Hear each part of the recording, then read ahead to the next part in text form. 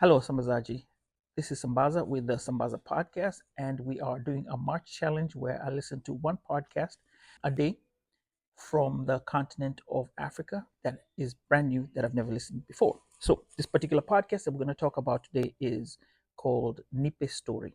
It is an adult PG 18, in my view, where Kevin Mwachiro, who is the host, has podcasters guest on his show, and they talk about anything that's there and recite stories, and whether they're fiction, true, that's for you to go find out and listen to those podcasts.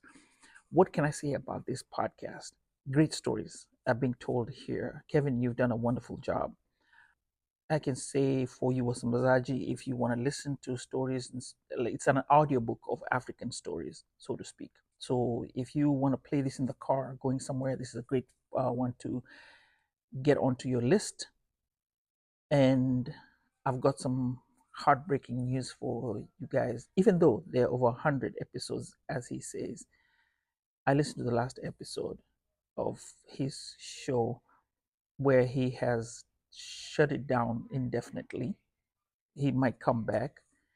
And I was so sad to hear that, Kevin. And I just wish that you would bring more and more stories or figure out some way of getting African podcasters or even from the diaspora who are willing to bring stories to you to share their stories there.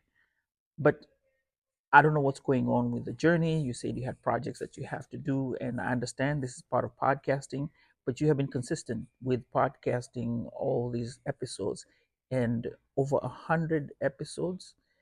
That's quite a feat. And what I want to say is thank you for giving us these stories, and I really enjoyed them. Wasambazaji, jump onto this for listening to yourself. And I want to say one thing is it's PG 18.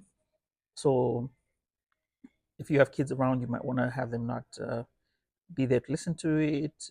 Other than that, it was a great podcast. So, Kevin, I enjoy the podcast and I enjoy your audios.